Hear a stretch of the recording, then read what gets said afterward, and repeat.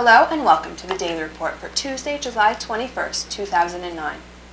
Federal Reserve Chairman Ben Bernanke stated before Congress this morning that he sees economic improvement in the near future. He has also said that his administration is already discussing the best way to withdraw the massive, inflation-driving monetary infusion that it has made over the past year. The chairman's upbeat attitude was expected to drive early trading in the United States, but American markets are still rather mixed. Monday's solid session and optimistic stock futures are thus far not meeting expectations in today's trading. Meanwhile, some sectors are following the trend on Wall Street. Crude oil futures are up nearly 10% in the past week or so, as strong earnings reports and general optimism in the commodities market have led to increased speculation and trading in this vital resource. At times, oil futures for August delivery were trading above $65 per barrel.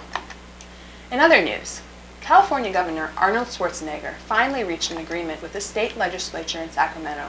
On Monday, California, which by itself is a top 10 world economy, agreed to $15.5 billion in budget cuts, meant to close an escalating state deficit.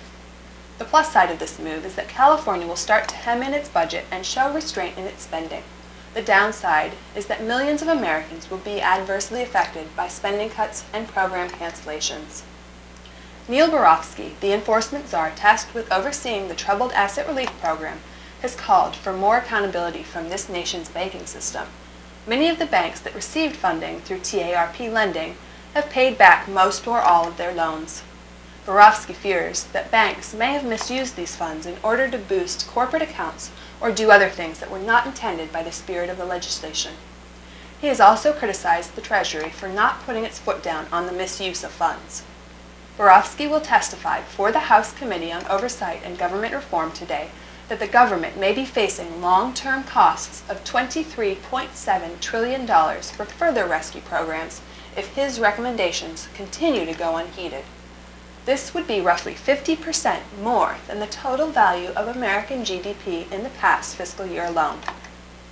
Finally, Alan Krueger, Assistant Treasury Secretary for Economic Policy, stated that America's unemployment situation, which is already worse than expected, would likely remain poor for the foreseeable future.